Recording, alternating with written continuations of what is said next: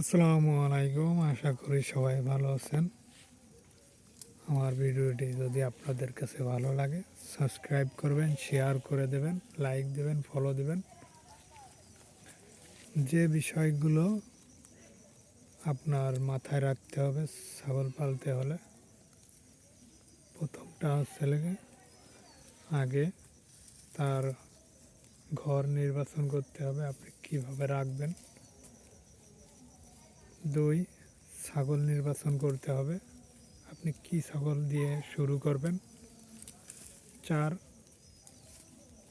আপনার ঘরটা হবে সুন্দর, উঁচু করতে হবে, উঁচু রাখতে হবে। ছাগলগুলো রাখতে হলে আপনার ঘরটা ঠিক রাখতে হবে, যেন নিচ দিয়ে কোনো ময়লা না থাকে। নিচ দিয়ে আর একটা হলো ছাগলগুলোকে ভ্যাকসিন দিয়ে রাখতে হবে সব সময়।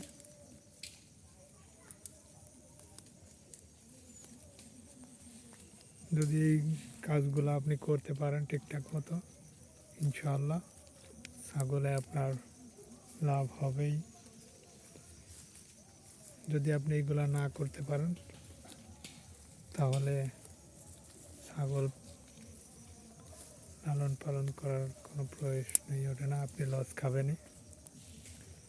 ছাগলকে খেয়াল রাখতে হবে ছাগলের কি হলো বা কি হলো না, অসুস্থ আছে কিনা, সব দিক দিয়ে এদের খেয়াল রাখতে হবে। ছাগলকে কৃমিনাশক ওষুধ খাওয়াতে হবে, ছাগলকে কৃমির ওষুধ খাওয়াতে হবে। যারা ছোট পরিসরে করতে চান ছাগলের ফার্ম, তাদের বলবো দেশি ছাগল দিয়েই শুরু করা ভালো। দেশি ছাগলের রোগ বেলায় কম হয়। দেশি ছাগলে ওদের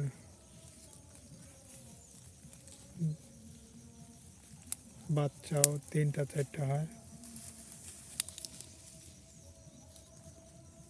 যারা নতুন শুরু করবেন তাদের বলবো দেশি ছাগল দিয়েই প্রথম দিক দিয়ে শুরু করা ভালো।